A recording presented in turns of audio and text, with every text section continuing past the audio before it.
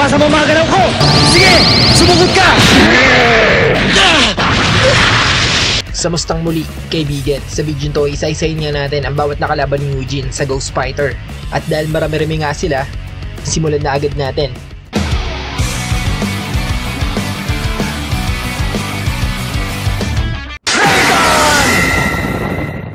Siyempre, unahin na nga natin si Alfred. Hindi man talaga may tuturing na tunay na kalaban. Itong si Alfred nga ang unang ipinakitang binugbog nitong si Eugene. Gusto mo akong subukan? Madalas samunuin nitong si Alfred si Eugene, pero kahit isang beses ay hindi pa nga siya nananalo. Hindi pa tayo tapos, Eugene. Si Jiaki naman ang unang halimaw na nakaharap ni Eugene bago pa ito maging opisyal na spirit detective. Bali, isa nga siyang mahinang halimaw na ginagamit ang mga tao para gumawa ng kasamaan. Natalo siya ni Eugene nang patulugin nito sa suntok ang taong sinapian, hanggang sa napilitan nga siyang lumabas mula sa bibig nito.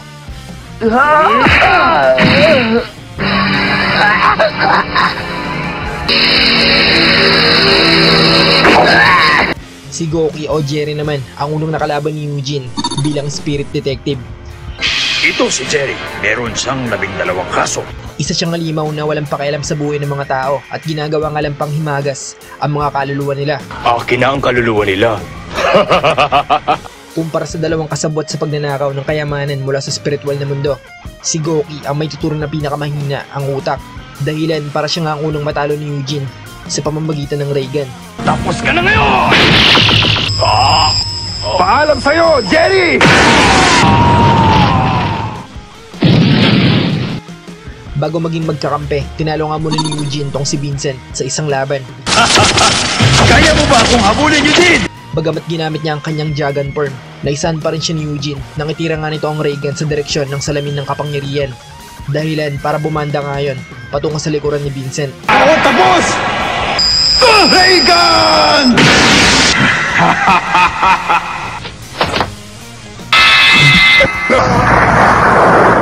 Ayon sa mismong sumulat ng kwento na si Togashi, hanggang dito na lang sana ang papel nitong si Vincent. Pero nagbago nga ang plano at ginawa siyang isa sa mga bida. Habang nasa kalagitnaan ng paligsahan ni Master Jeremiah, naligaw nga si Eugene sa kagubatan at napadpad sa teritoryo ng isang malapaniking halimaw. Mabuti pa yata! Umayok ka na lang! Bagamat mabilis ang pagkilos nito, napapagsak pa nga rin to ni Eugene bago isinabit sa puno. Ha! Nawala! Nasaan siya? Si Kibano Arturo naman ay isang mahusay na martial artist. Tulad ito! Sumala siya sa tournament ni Jeremiah para mas lalong lumakas. Malas nga lang niya at natapat siya kay Eugene, na literal na tinalo nga siya sa pamamagitan ng isang sigarilyo at isang tira ng ray gun. Alam ko na ang pwesto mo! Ito sa'yo! Ray gun! Dahil dito nalaman niya kung nasan ako. Ang sigarilyong inihagis ng matandang yon. Si Karim o Kisama raw naman, gaya ni Kibano ay isa ring kalahok sa palaro ni Jeremiah. Ipakita mong bilis mo! Sa kabila ng mas malakas na kapangyarihan nitong may hahalin tulad sa ray gun ni Eugene, nagawa pa rin siyang talunin ni Eugene dahil sa swerte. Hindi kasi sinasadyang lumubog si Eugene sa may putikan na naging dahilan niya para maiwasan niya ang pag-atake ni Karim at ito mismo ang tamaan ng sariling sandata. Nawala siya! Imposible!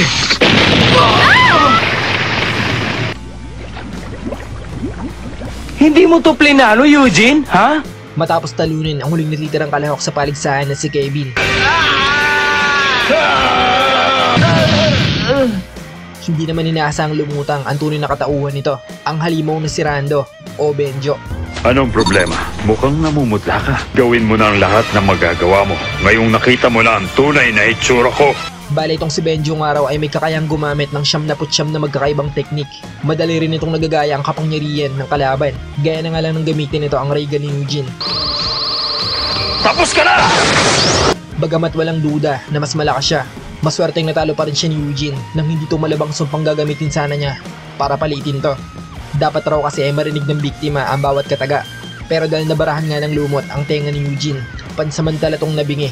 Kaya yun, si Benjo nga mismo ang lumiit. Kapangyarihang spirito, bigyan ako ng kapangyarihan upang magapi ang kalap. Makapangyarihang spirito, bigyan ako ng kapangyarihan! Lumiit ka! Hindi! Bakit ako? Imposible! Bakit pang hindi ako makarinig ng mabuti? Pinasukan pala ng dumi ang tenga ko eh. Kaya naman pala wala akong marinig.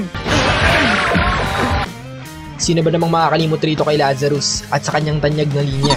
Ang pitong Lazarus! Bagamat pinahirapan niya at nanganin pa niyang sarili si Eugene, natalo pa rin siya dahil hinayaan niya magamit ni Eugene ang ultimate technique, ang power of friendship.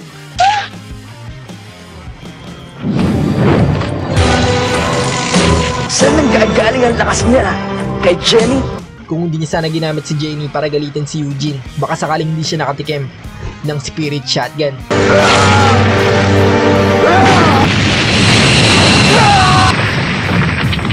Jenny! Marahil hindi kayo pamilyar sa isang to, pero si Garuga o ang tunay nitong katauhan si Yasha ay nakalaban ni Eugene sa The Golden Seal. Balik kinailangan niyang iligtas ni Eugene si Jericho matapos tong i-hostage ni Yasha kapalit ng Golden Seal o yung banal na pantatak ni Haring Enma. Bagamat may napakatibay na armor si Yasha na kayang pabalikin ang mga ataking katulad ng Reagan.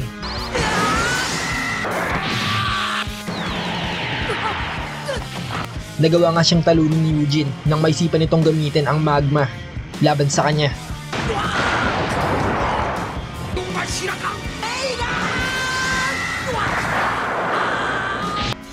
Habang nasa misyon upang iligtas si Micaela, nakaharap naman nila Eugene itong tatlong tagasunod nila Taguro na kilala nga sa tawag na Triad. Bali ang mga miyembro nga nito ay sila Melanie na dinakma ni Eugene. Kung talagang babae siya, iibahin ko ang pakikipaglaban ko. Multong bakla! Ang mabilis na si Inmaki pero hindi nakaligtas sa spirit shotgun. At si Goku Monkey na pinabagsak ng magkasabay na sipa nila Eugene at Alfred. Talon! Talon! Si Chu naman ang lasinggerong unang nakaharap ni Eugene sa Dark Tournament. Oh ano? Kaya nyo ba yon? Matapos nilang maubos ang kanilang enerhiya nang walang bumabagsak, nagkasundo na nga lang silang tapusin ng laban sa pamamagitan ng paglalagay ng patalim sa kanilang talampakan.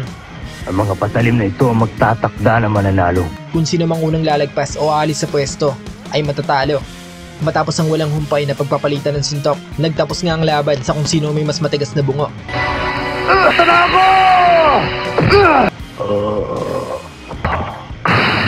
Matapos mapilitang labanan ang tatlong alipin ni Dr. Ichigaki, kay Dr. Ichigaki na nga mismo ibinuhos ni Eugene ang lahat ng galit niya sa ginawa nito sa tatlo. Dr. Ichigaki, magbabayad ka sa kasamaan mo! Bagamat nagpalit pa nga ito ng anyo matapos turukan ng sarili.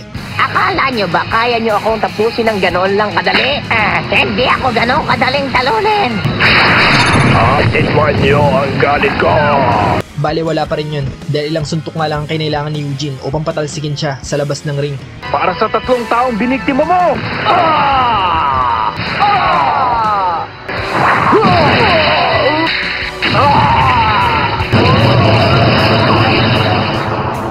Sa lahat ng nakalaban ni Eugene, itong si Baken ang literal na pinakapinagpawisan sa lahat.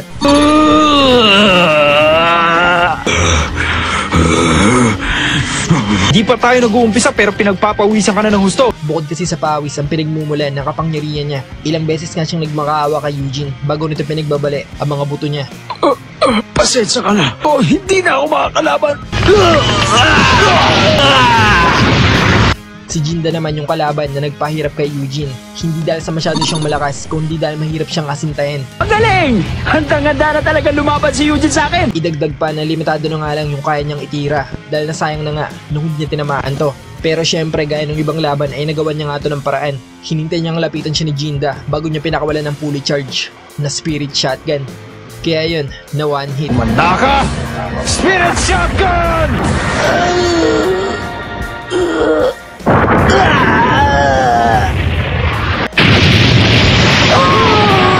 Sa lahat ng nakalaban ni Eugene, walang duda na itong si Taguro ang pinakatumatak sa lahat. Hindi man siyang pinakamalakas na nakalaban ni Eugene, paniguradong siya pa rin ang unang papasok sa isipan mo kung ang mga nakalaban lang ni Eugene ang pag-uusapan. Sino ba naman makakalimot sa pagpapalit niya ng anyo sa 100%, di ba?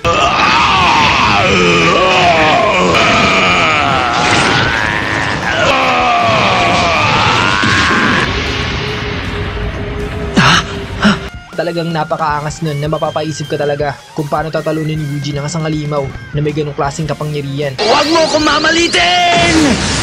Aliwala yan! Kaso yun nga, hindi na nga kinaya ng katawan niya nang pilitin niyang humigit pa sa 100%. Ang resulta pag lumampas sa aking 100%. Bagamat may tuturing na hindi talaga kasama sa original na kwento, itong si Gunter o Yakumo nga ay nakalaban ni Eugene sa ikalawang pelikula. Wala ka na pag-asang manalo pa laban sa akin, Eugene! Gamit ang Power Spear na sinasabing nakapagbibigay sa kanya na napakalakas na kapangyarihan, kinailangan nga magtulong-tulong nitong sila Eugene, Dennis, Vincent at Alfred para nga lang talunin siya, pero sa uli, itong Power Spear pa nga rin mismo ang tumapos sa kanya matapos yung tirahin ng Reagan ni Eugene patungo sa kanyang direksyon.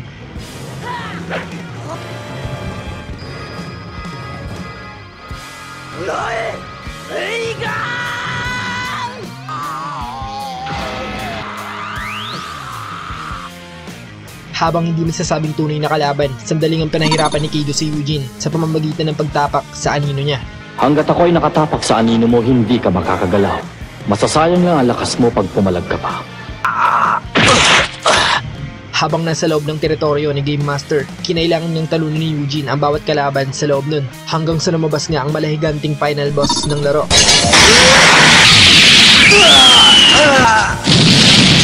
Nagawa naman niyang talunin to na maging higanti nga rin siya matapos mainom ang tinawag niyang pampalakas. Kuha ko na rin ang pampalakas!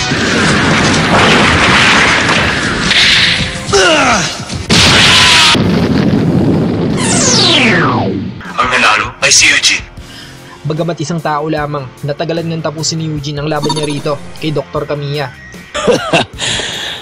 Baliwala, hindi ka isang ordinaryong tao. Bukod kasi sa manhid na ang katawan nito at hindi na nakararamdam ng sakit, pinipigilan na rin ni Eugene ang sarili niyang mapaslang to dahil isang atong tao. Tao ako at hindi talaga isang halimaw! Tatapusin mo bang isang taong tulad ko? Sa uli, nawalan na nga ng pagpipilian si Eugene kundi bugbugin na nga lang to ng gusto.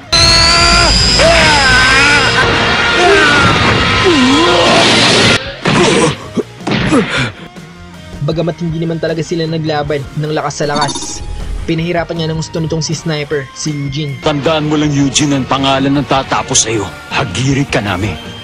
Codename, Sniper. Gamit ang kakayahan niyang kontrolin at gamitin sandata ang mga bagay-bagay, nagawa niyang ang patakbuhin ng ilang kilometro tong si Eugene sa loob ng kanyang teritoryo. Marka ng kamatayan. Malas nga lang niya at nakailam si Vincent.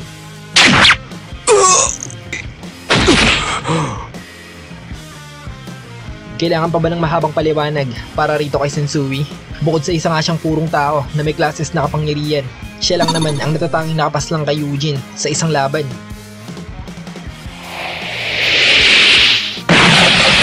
Bagamat natalo siya ni Eugene, maaaring iba sana ang naging resulta ng laban nila kung hindi nang himasok ang pinakamalakas na nilalang sa Ghost Fighter, ang ninuno ni Eugene, na si Raizen.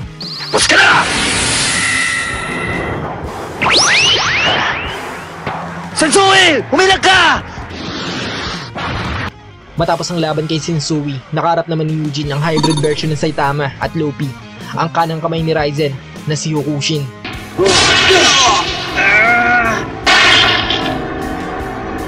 Bagamat kinailangan itong ibaba ang kapangyarihan sa Class D upang makapasok sa mundo ng mga tao, nagawa pa rin itong isahan si Eugene gamit ang kanyang malagomang abilidad. Kaya mo ba to, Eugene? Kahit anong gawin mo para putulin ito, paano wala yan? Hindi mare! Si Neko Tama naman ang isa sa mga unang nakalaban ni Eugene sa Makai Tournament. Sa kabila ng kakayahan nitong palakihin ng ilang ulit ang pangangatawan, mabilis nga lang siyang tinalo ni Eugene sa pamamagitan ng isang sipa lamang.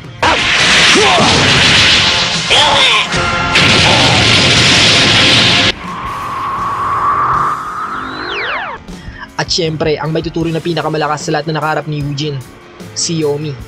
Bagamat may tuturing na isang upper class S at isa nga sa mga pinakamalakas sa mundo ng mga halimaw, nagawa nga makapagsabayan ni Eugene sa kanya. Baliwala yan! Tumahimik ka!